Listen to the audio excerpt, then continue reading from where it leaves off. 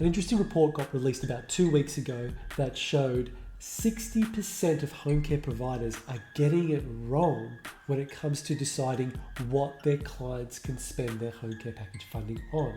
This shows that the problem of unlawful expenditure of home care package funds could be equating to over $70 million per year. So in this video, I'm not only going to break down the latest guidelines, but I'm also going to show you how to navigate the system to get items approved, even if your provider initially says no. So if you've been following my videos for a little while, you'll know that I talk a lot about the home care package system and the fact that it is designed to help seniors remain independent, safe, and well in their homes and communities they know and love. But interpreting what's covered under a home care package and what's not covered under a home care package, it's like piecing together a constantly changing jigsaw puzzle. You have your needs, you have your package budget, and then you've got this third concept that governs the whole expenditure of your home care package, which is the program's intent.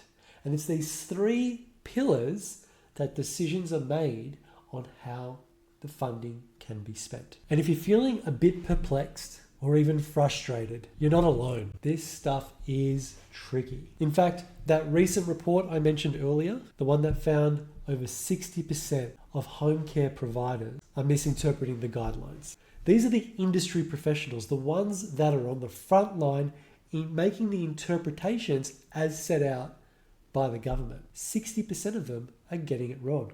Well, at least as measured by the report that came out. Now, these misinterpretations, they lead to some big problems. Firstly, people who should be covered for specific items are being denied those items, and others who may not strictly qualify are given approvals anyway. But the real part that concerns me most is that if the rules seem grey, we're seeing that some providers lean towards the easier option, which is to simply just say, no, it's not covered, which could mean elderly, vulnerable people are missing out on the things that need to maintain their independence and well-being. So let's clear things up. What is typically covered under the home care packages program? First, the core focus is on supporting your health, safety, and independence. So think about items that directly relate to aging-related needs. Things like personal care, cleaning, meal preparation, and necessary medical supplies. These funds are there to address age-related challenges, meaning that your package could cover things like a shower chair or bed rails, or even a washing machine if it's specific to your healthcare needs, such as incontinence or safety needs in the bathroom. But let's get into the trickier territory with things that help with daily living, whether that's a lift chair, an easy grip kettle, or even specific household appliances. Here's a perfect example. A member of our Village Local Community Hub recently shared her experience with trying to get one of those robot vacuums approved under their home care package. Now, the official guidelines that lay out what's included and what's not included, they actually do include certain assistive technologies like a robo vacuum to help seniors maintain their independence. So technically, this was a request that it is in the guidelines.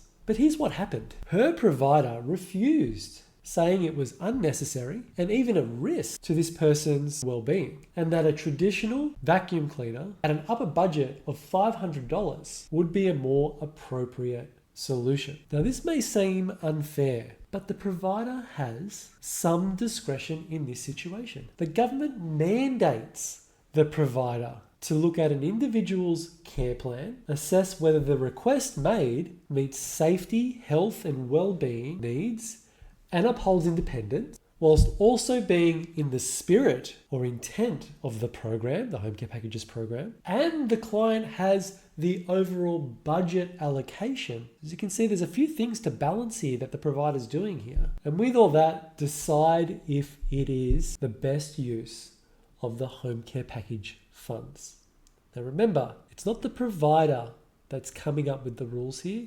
It's the government that has mandated the provider to follow this analytical protocol. And the rationale set by the government is to maintain the well-being, independence, safety of the senior, while at the same time balancing fair use of taxpayer dollars. So, getting back to it, while the robo vacuum is included as an option on the inclusions list, the provider has the right to exercise discretion. But the consumer, the home care package recipient, well, they've also got rights. And to the person who posted that question to the community hub to get feedback, your rights enable you to offer a counter argument to the conclusion that your provider's come up with. If you feel that the robo vacuum is truly necessary to meet your specific needs, say if you have difficulty with lifting or pushing a traditional vacuum, or if regular cleaning services